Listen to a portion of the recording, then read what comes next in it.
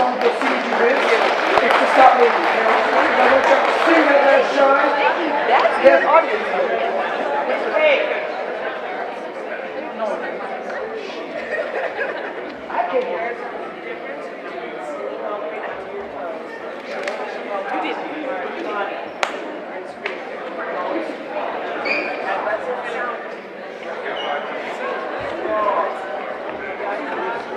Also, Glenn Michael,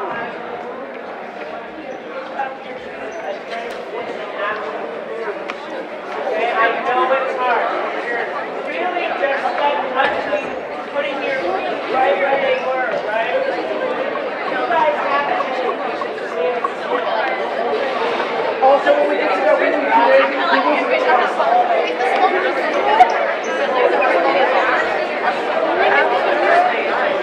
Hey, guys, y'all real quick, regardless of how y'all know the sheet music to go, regardless of how you learned it, your director is right here.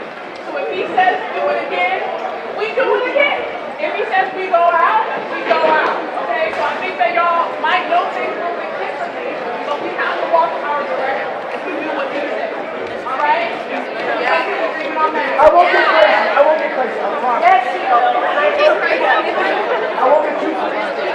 Don't crazy right now.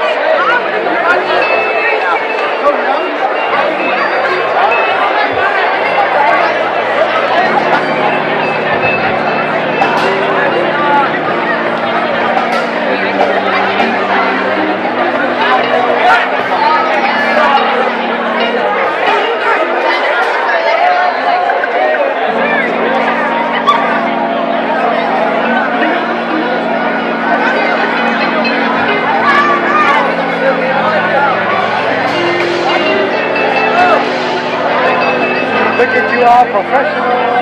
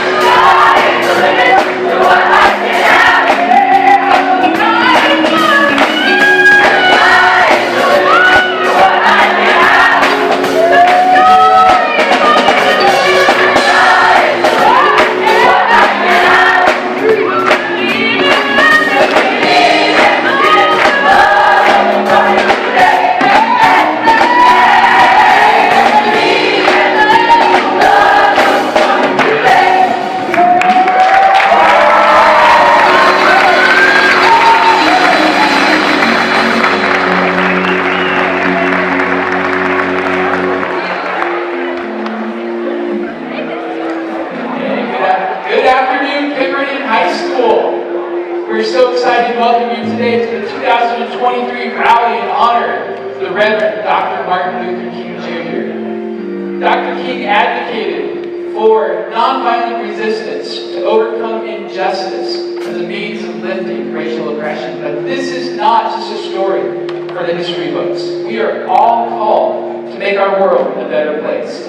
Today we've got a wonderful creation created by over 150 students. I also want to welcome our partners and friends from Kent-Meridian High School and the Fifth Avenue Theater. So enjoy the show, and as they say in the business, let the show go on.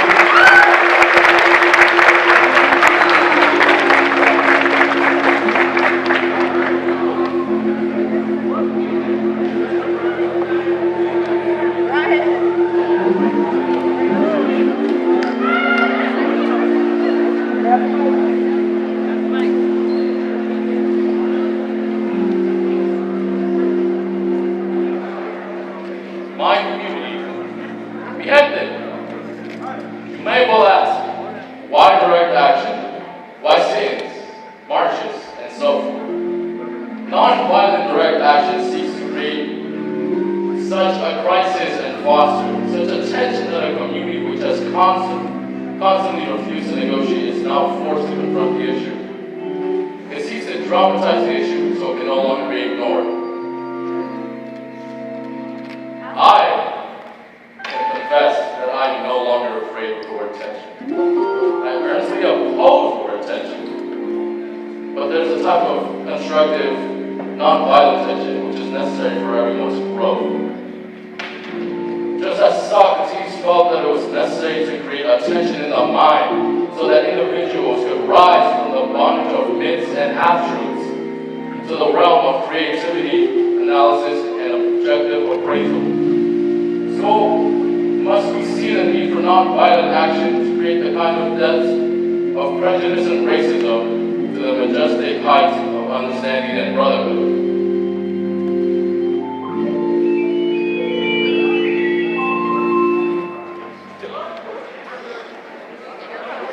Hey, brothers and sisters, you listen, right? My community, beheaded. Our purpose of our direct program is to create a situation so crisis-packed that it will open the door to any type of negotiation. Too long has our beloved nation been bogged down in tragic effort to live in monologue rather than dialogue.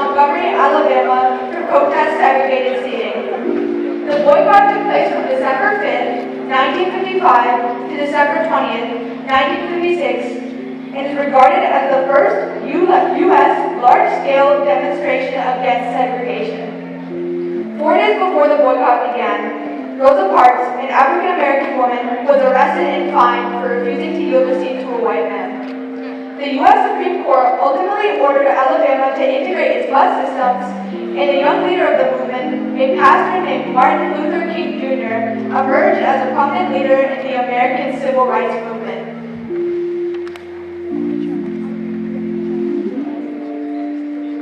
At its first convention in Montgomery in August 1957, the Southern Leadership Conference adopted the current name, the Southern Christian Leadership Conference. Basic decisions made by the founders at these early meetings included the adoption of nonviolent mass action as the cornerstone of strategy, the affiliation of local community organizations with SCLC across the South, and a determination to make the SCLC movement open to all, regardless of race, religion, or background.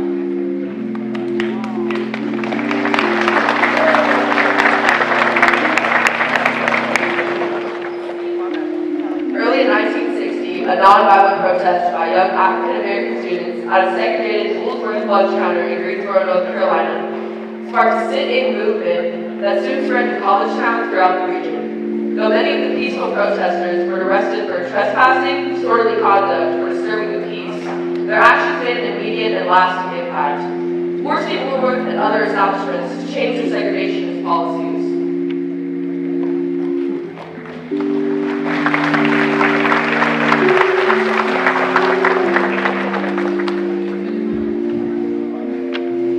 In the spring of 1963, activists in Birmingham, Alabama, launched one of the civil rights movement's most influential campaigns, Project Seed, better known as the Birmingham Campaign. A series of marches on City Hall and boycotts of downtown merchants in protest of segregation laws in the city. Over the next couple months, these peaceful demonstrations will be met with violent attacks using high-pressure fire hoses and police dogs on men, women, and children, producing some of the most iconic and troubling images from the civil rights movement. President John F. Kennedy would later say, "The events in Birmingham have so increased the cries for equality that no city or state or legislative body can prudently choose to ignore them." It is considered one of the major turning points of the civil rights movement.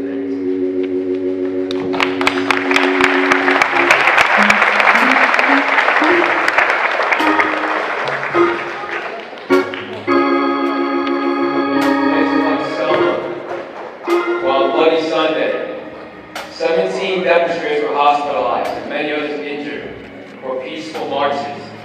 Marches in larger cities like Chicago, Los Angeles. For 5 straight years, the marches and demonstrations continued.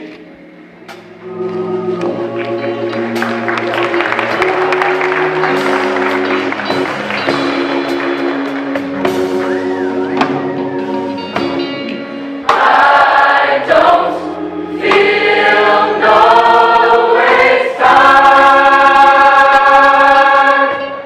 I've come too far from where I started from. Nobody told me the road would be easy, but I don't believe you brought me this far to leave me. I just can't give up now. I've come too far from where I started from. Nobody told me the road would be easy, but I don't believe you brought me this far. To leave, you brought me this far.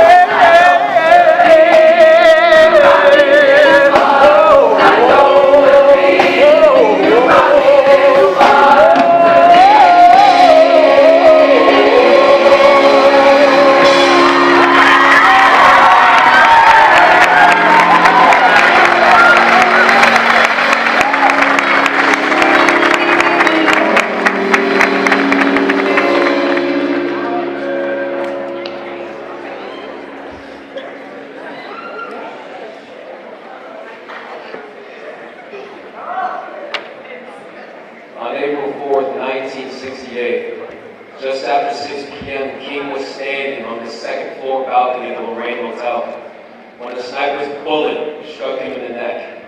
He was rushed to a hospital where he was pronounced dead at the age of 39. Dr. King was denied a state funeral by Lester Maddox, the governor of Georgia, who considered Dr. King to be an enemy of the country. During Dr. King's funeral service at Ebenezer Baptist Church in Atlanta, a recording of his final sermons was played for the mourners. Any of you around? When I have to meet my day, I don't know alone. And if you get somebody to deliver the eulogy, tell them not to talk too much. Every now and then I wonder what I want them to say. Tell them not to mention that I have a Nobel Peace Prize. That is important. Tell them not to mention that I have 300 or 400 of awards. That's not important. Tell them not to mention where I went to school. I'd like somebody to mention that day that Martin Luther King Jr. tried to give his life serving us. I'd like for somebody to say that day that Martin Luther King Jr. tried to love somebody. I want you to say that day that I tried to be right on the forward. I want you to be able to say that day that I did try to feed the hungry. I want you to be able to say that day that I did try in my life to clothe those who were naked. I want you to say on that day that I did try in my life to visit those who were in prison. I want you to say that I tried to love and serve humanity. Now, can everyone please stand for the loud pledge of allegiance? National anthem, excuse me. Of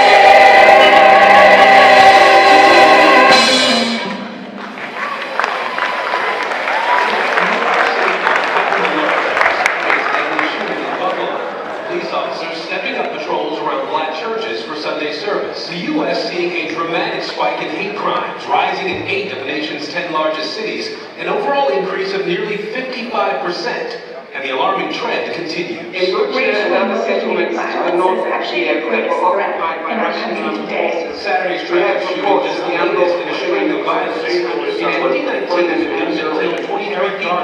Unfortunately, prosecutors say the targeted Mexicans who began driving down the place. 11 people died in the shot out by Russians constantly are also saying these hate crimes violations of international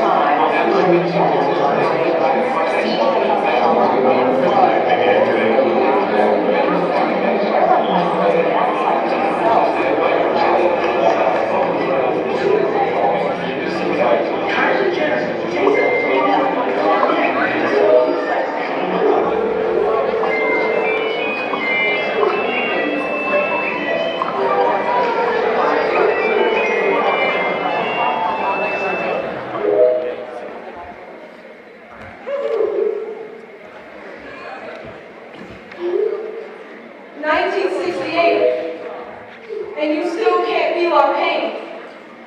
1968, and you still can't call me by my name. 1968, and a man shot dead fighting for his rights in the middle of the night. Fast forward to 2023, and we still have to fight. 2023, and a man still can't go down to the corner store without the fear of being shot dead in the middle of the night. And the underlying issue is it's all because our skin ain't that one shade of light. Because a kid with some Skittles or a man trying to feed his kids is a threat. That gives y'all a reason to fight, right? How do you expect us to sleep at night when our society thinks a man being brutally murdered for selling some mixtapes is justified because, oh, he was suspicious, he gave us a fright? Nah, see, it's because he was dark, he wasn't light, all because we got some pigment in our skin we ain't even seen as worthy to have the right to our own life. And you see, but then y'all be telling us to speak up, because if you would just use your voice, we'd all just be fine and we'd all just be free. But I guess you can't seem to remember Eric Garner saying, I can't breathe, I can't breathe. Nah, see, but I bet you remember that Twitter post you made about him that got 1,000 retweets. Because it seems like nowadays, y'all's source of information is scrolling through them Instagram feeds. Because it seems like nowadays, y'all's fight for peace ain't really protesting in the streets. Systems got you so messed up that you think posting on a timeline, all you gotta do is set these people free. Ain't it? Ain't that the one almighty solution? Ain't that the only way to start this revolution? Ain't that what's gonna stop these cops from beating down my brothers and sisters on the real life street screaming, I can't breathe? The power ain't in the people, it's in the feeds. All y'all do is make one post for some likes and a couple retweets and then go back to get your daily dose of world star and hip-hop nation. Like that alone solved all the problems. Like that alone stopped all the pain and the hatred. Social media is a distraction, it ain't bringing a revelation. Because y'all would rather drown out their cries for help and justice with some celebrities tweeting about their perfect vacation. But ain't that our solution? Ain't that the way we started this whole movement, this revolution? Nah, but go ahead. Just keep scrolling and tell me if you ever find a solution.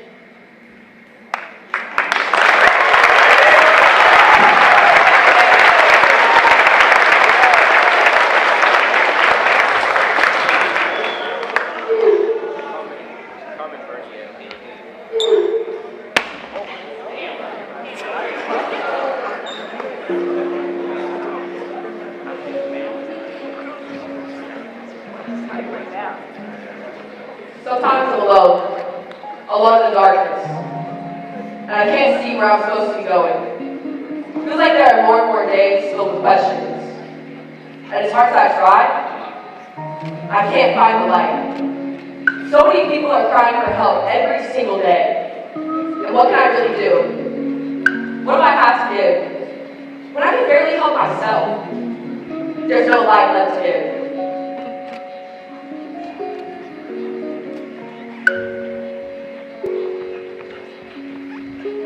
Please wrap me from all the disaster. Can you think of me and not only after? Can you hate on me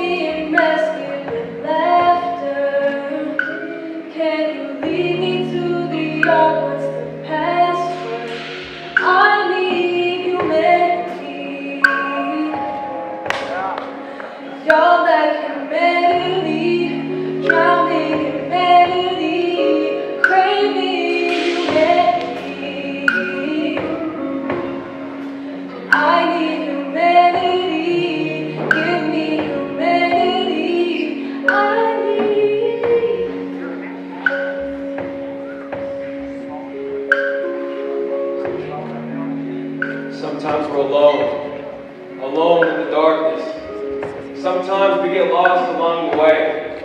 And no one has a light that's big enough for the entire world, big enough to be seen from space. So maybe we just gotta look for that little light, wherever we can, and find it shining in an unlikely place.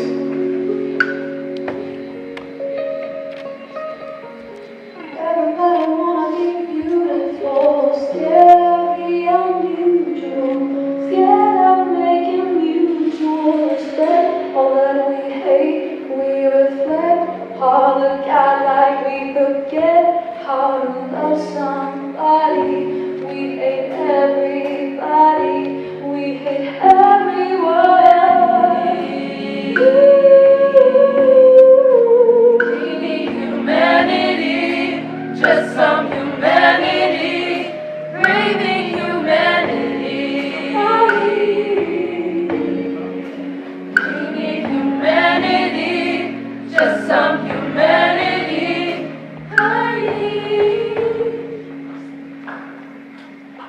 Yes, we live in a world that is still troubled by hate, violence, and hopelessness. But Dr. King that change is possible. Change starts now, right here in our school, through the small ways we show kindness every day. Each of us has a light inside, something we can share, and we can show the world that we're ready to make things better. We can show the world how we shine. If you believe in the poverty message of love, show the world. Let us see your light. If you believe that we are stronger than hate and stronger than violence and division, show the world. Let us see your light. If you can help somebody who is lost in the darkness, show the world. Let us see you alive. And forget their path to the show the world. Let us see your light. And show the world how we can shine.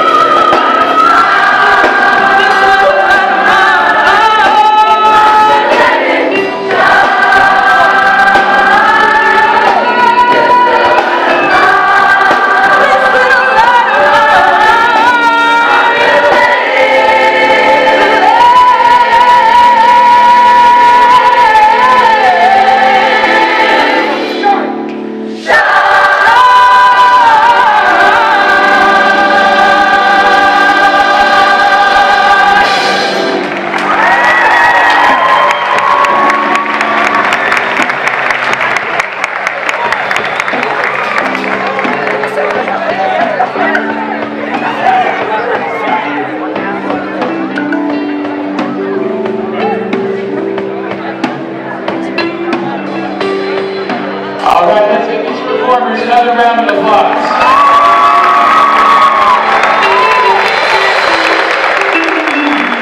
All right, take this message. Show your humanity. Keep that light shining. Thank you for being a great participant in our assembly today. At this point, you are dismissed to your fifth period class. Thank you, everybody.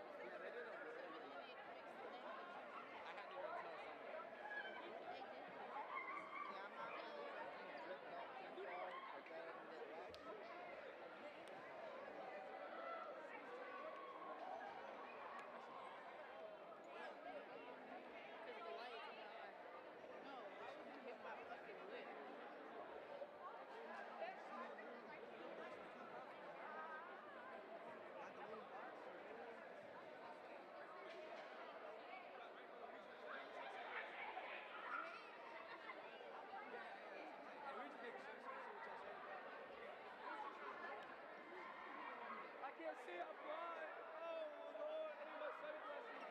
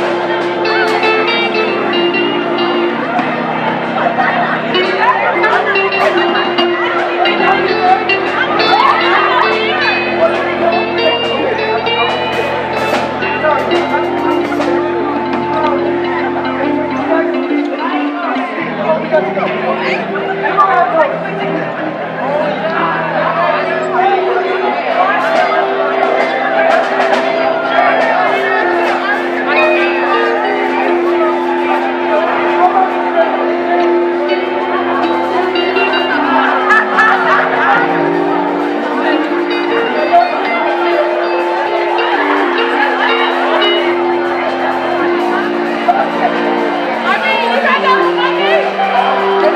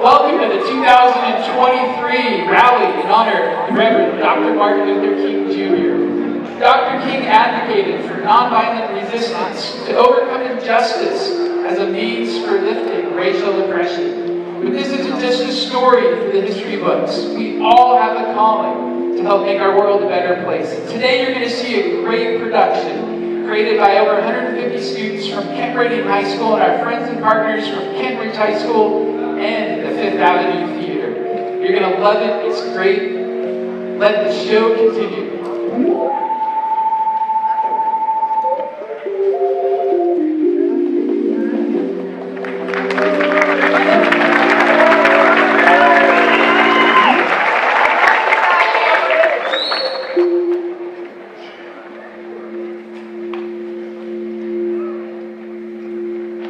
My community. You may well ask, why direct action? Why sit-ins, marches, and so forth? Non-violent direct action seeks to create such a crisis and foster such a tension that a community which has constantly refused to negotiate is now forced to confront the issue. It seeks to dramatize the issue so it can no longer be ignored. I will confess, I'm no longer afraid of the word tension. I earnestly oppose the word tension, but there's a type of tension which is non-violent and constructive, which is necessary for everyone's growth. Just as Socrates felt that it was necessary to create a tension in the mind so that individuals could rise from the bondage of myths and half-truths to the realm of creativity, analysis, and objective appraisal. So we must see the need for nonviolent action to create a kind of tension in society that will help men rise from the dark depths of prejudice and racism to the majestic heights of understanding and brotherhood.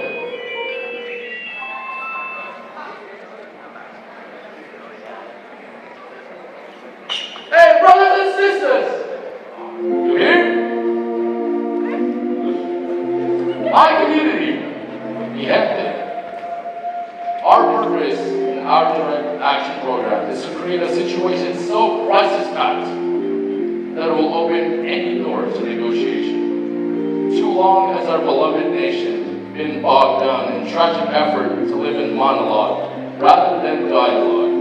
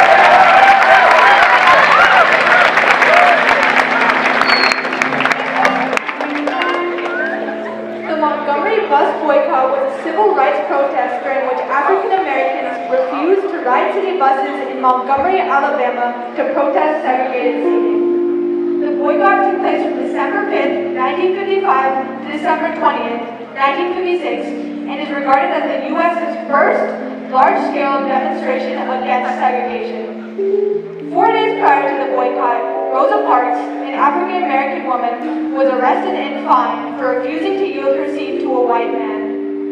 The U.S. Supreme Court ultimately ordered Montgomery to integrate its bus systems, and a young leader of the movement, a pastor named Martin Luther King Jr., emerged as a prominent leader of the American Civil Rights Movement. At its first convention in Montgomery in August 1957, the Southern Leadership Conference adopted the current name, the Southern Christian Leadership Conference. Basic decisions made by the founders at these early meetings include the adoption of non-violent mass action as the cornerstone of strategy, the affiliation of local community organizations across the South, and a determination to make the SCLC movement open to all, regardless of race, religion, or background.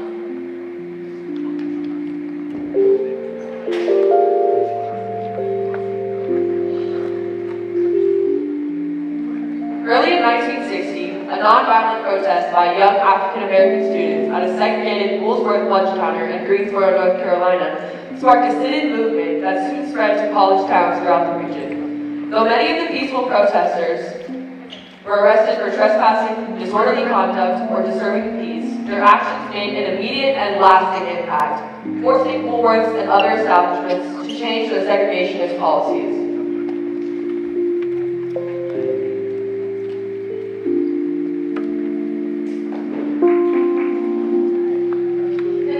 Of 1963, activists in Birmingham, Alabama, launched one of the most influential campaigns of the civil rights movement, Project C, better known as the Birmingham Campaign, a series of marches on City Hall and boycotts of downtown merchants in protest of the segregation laws in the city. Over the next couple months, these peaceful demonstrations were met with violent attacks using high-pressure fire hoses and police dogs on men, women, and children alike, producing some of the most iconic and troubling images from the civil rights movement. President John F. Kennedy would later say, "The events in Birmingham have so increased the cries for equality that no city or state or legislative body can prudently choose to ignore them." It is considered one of the major turning points in the civil rights movement.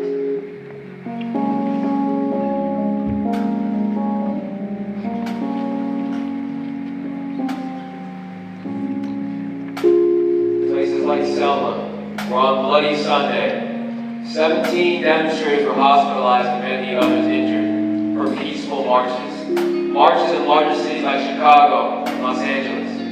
For 5 straight years, the marches and demonstrations continued.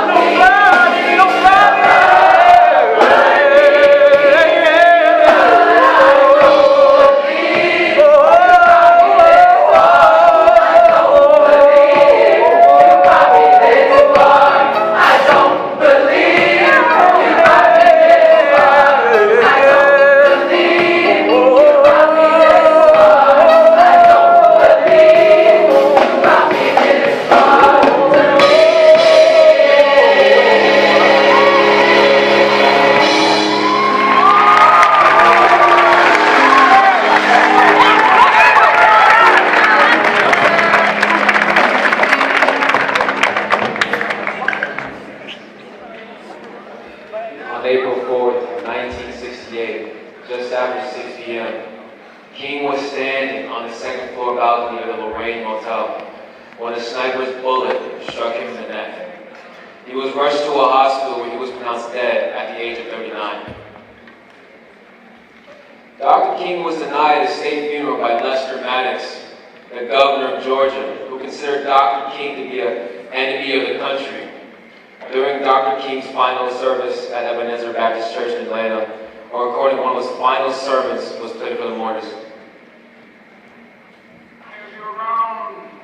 When I have to meet my day, I don't want to long you.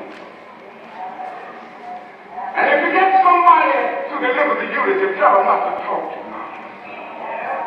And every now and then I wonder what I want them to say. Tell them not to mention that I have a Nobel Peace Prize. That is important. Tell them not to mention that I have 300 or 400 other awards. That's not important. Tell them not to mention where I went to school.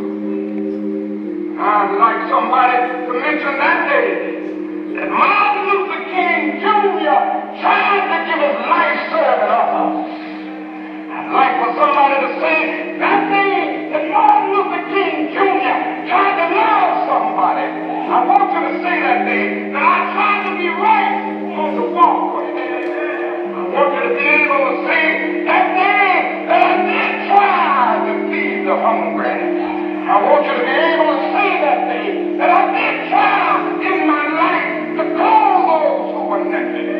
I want you to say on that day that I did try in my life to visit those who were in prison. I want you to say that I tried to love and serve humanity.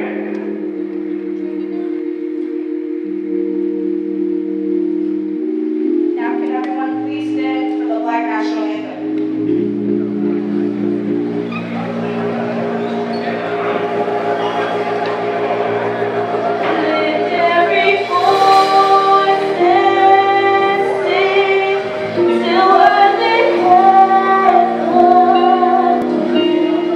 Till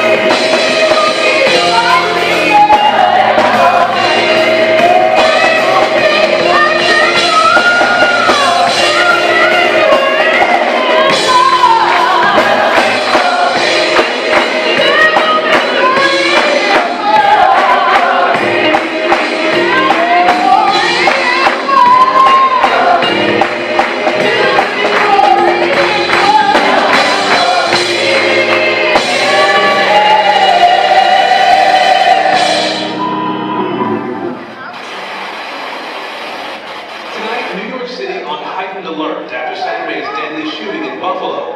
Police officers stepping up patrol around black churches for Sunday service. The U.S. seeing a dramatic spike in hate crimes, rising in 8 of the nation's 10 largest cities, an overall increase of nearly 55%. And the alarming trend continues. A route and other settlements to the North Actually Airport were occupied by Russian armed forces. Saturday's traffic shooting just the latest in a string of violence. In 2019, until 23 people at a Walmart passing from prosecutors saying the target is Mexicans hoping to drive them out. Well, in 2018, the alleged violent in a shooting of experts saying these hate violations of violence.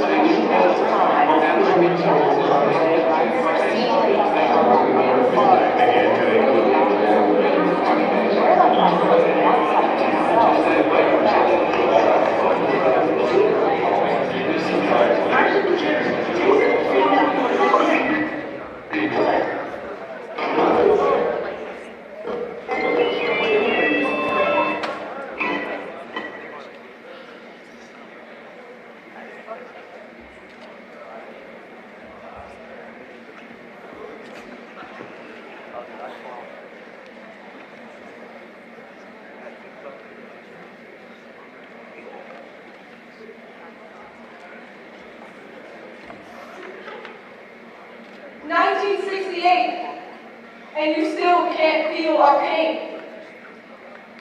1968, and you still can't call me by my name. 1968, and a man shot dead fighting for his people's rights in the middle of the night.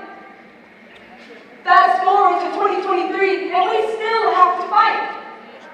2023, and we still can't go out to the corner store without the fear of being shot dead in the middle of the night. And the underlying issue is it's because our skin ain't that one shade of light. Because a kid with some Skittles or a man trying to feed his kids is a threat. That gives you all the reason to fight, right? How do you expect us to sleep at night when our society thinks a man being brutally murdered for selling some mixtapes was justified because, oh, he was suspicious, he gave us a fright?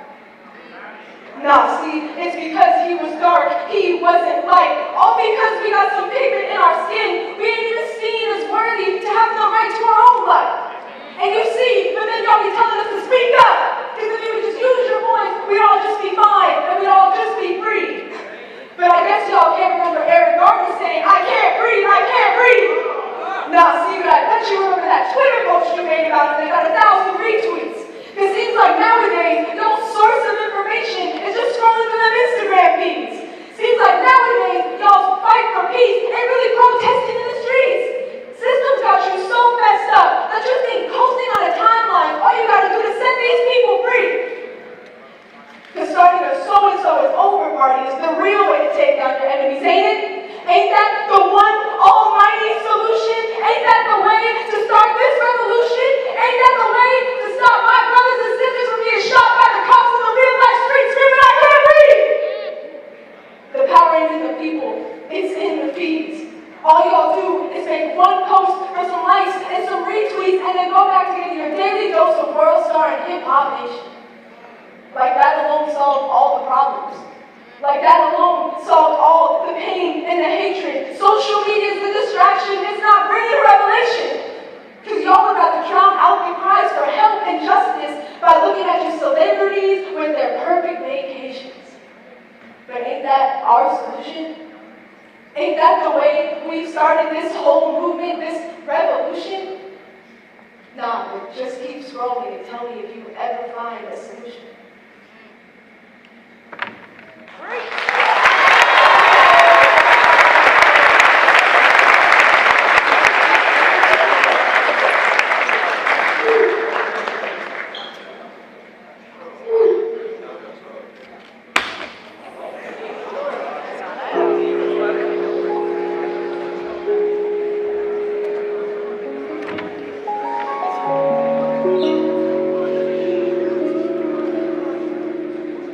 Sometimes I'm alone in the darkness, and I can't see where I'm supposed to be going. Feels like there are more and more days filled with questions. And as hard as I try, I can't find the light. So many people are crying for help every single day. And what can really do. What do I have to give? When I can barely help myself. There's no light left to give.